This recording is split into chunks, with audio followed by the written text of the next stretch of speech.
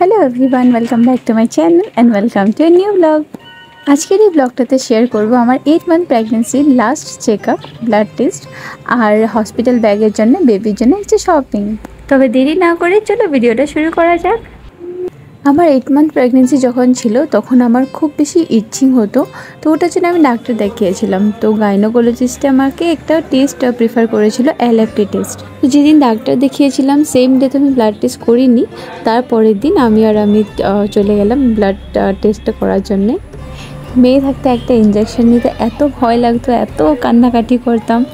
আর এখন যখন প্রেগনেন্ট হয়েছি 2 দিন পরে পরেই টেস্ট, এখন সত্যি করে বলতে গেলে একদম ব্যথাই লাগে না বলতে গেলে। তার সাথে সেম ডে আমার ছিল সোনোগ্রাফির অ্যাপয়েন্টমেন্ট। তো ব্লাড টেস্ট করে তারপরে সোনোগ্রাফির জন্য চলে গেছিলাম।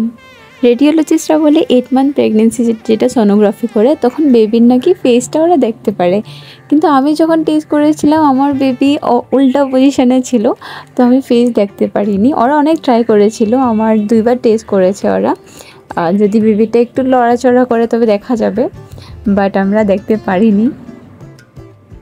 আমরা সকালে 10টায় বেরিয়েছিলাম টেস্টের জন্য। তো ব্লাড টেস্ট আর সোনোগ্রাফি করে অলমোস্ট 2 বেজে গেছিলো। আর এত টাইম তো খিদায় থাকা যাবে না, তো আমরা চলে গেছিলাম রেস্টুরেন্টে লাঞ্চ করার জন্যে। লাঞ্চ করে তারপরে চলে গেলাম ফার্স্ট ক্রাইয়ে বেবির জন্য শপিং করার জন্য। আমাদের বাঙালির মতে কি বেবি জন্ম হওয়ার আগে কোনো নতুন কাপড় কিনতে নেই, তো আমাদের ঘরেও এই রুলটাই ফলো হয়। কিন্তু যেহেতু আমি তো একা গুজরাটে থাকি, তবে আমরা কিছু কিনে নিয়েছিলাম, কারণ যদি কিছু ইমার্জেন্সি হয়ে যায় 8 মান্থের পরে তো যখন তখন হয়ে যেতে পারে। তো ওটার জন্য কিছু কিছু বস্তু কিনে আমরা রেখে দিয়েছিলাম হসপিটালের জন্যে। তো হসপিটাল ব্যাগের জন্য যা যা দরকারি ওই হিসাবে আমরা লিস্ট বানিয়ে নিয়েছিলাম, ওই লিস্ট মতে বস্তুগুলি কিনতে গিয়েছিলাম। কিন্তু ওখানে গিয়ে আমি যখন বস্তুগুলো দেখছি না, আমি অনেক এক্সাইটেড হয়ে যাচ্ছিলাম। আর আমি বলছিলাম আমি এটা নিয়ে নিই। তো অমিত বলছে এখন যা যা দরকারি তাই নিয়ে নাও, বাকি সব পরে এসে বা অনলাইন নিয়ে নেবো সব।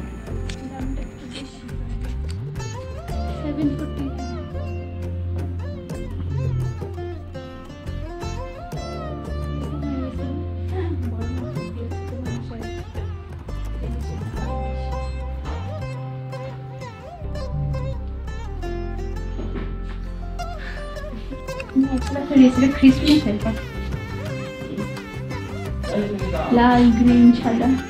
Merry Christmas. বেবি হয়, বেবি গার্ল হয়।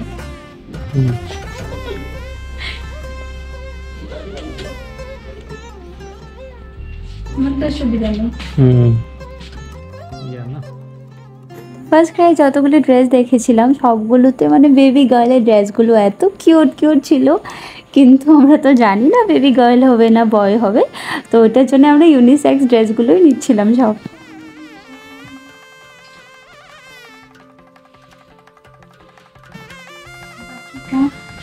चीजें हम लिया ऊपर से, फिर नहीं जा सकते, शॉपिंग खत्म, टाटा बाय बाय।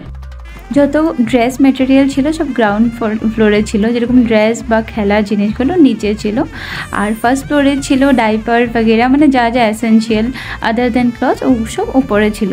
তো উপরে গিয়ে আমি ভিডিও করিনি।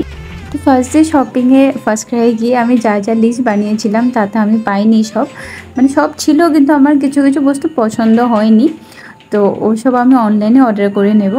তো বাকি যা যা নিয়েছি সব কিছু নিয়ে এখানে আমি চলে গেল বিল করার জন্য, আর আমি এদিকে একটু ভিডিও বানাচ্ছিলাম।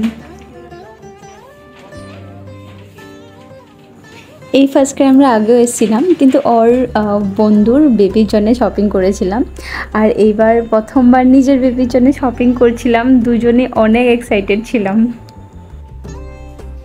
তো ফার্স্ট ক্রাই বেবির জন্য যা যা শপিং ছিল অলমোস্ট হয়ে গেছিলো, কিছু কিছু বাকি আছে, ওটা আমি বললাম অনলাইন করে নেব। আর তারপর আরেকটা বস্তু নেওয়া ছিল বেবির জন্য, একটা ওয়ার্ড্রপ। আমাদের যে গডরেজটা আছে ওটাতে আমার আর ওর ড্রেস পুরো ফুল হয়ে গেছে, তো আমরা ভাবছি বেবির জন্য একটা আলাদা একটা ওয়ার্ড্রপ নিয়ে নেব। তো ওটার জন্য ফার্স্ট ক্রাই থেকে বেরোয় তারপর আমরা চলে গেছিলাম মার্কেটে, যেখান থেকে আমরা ওয়ার্ড্রপটা নেব। তো মার্কেটে গিয়ে আমরা দুজনেই চয়েস করে এসেছিলাম, আর ওরা বলছিল রাত্রে ডেলিভারি দিয়ে দেবে। আর দেখেন ওয়ারড্রপটা কেমন লাগছে জানাবে। ওরা রাত্রে দিয়ে দিয়েছিল, ডেলিভারি দিয়ে দিয়েছিল, আর ওটা অমিতে সেট করে দিচ্ছিল আমার বেডরুমে। তো বেবির জন্য ফার্স্ট ডে শপিংটা এখানেই সমাপ্ত হলো।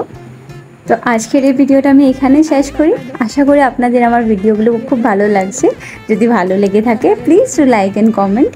যদি আপনারা জানতে চান বেবির জন্য কী কী কিনেছি তো কমেন্ট করবেন, আমি নতুন ভিডিও বানাবো কী কী বেবির জন্য কিনেছিলাম।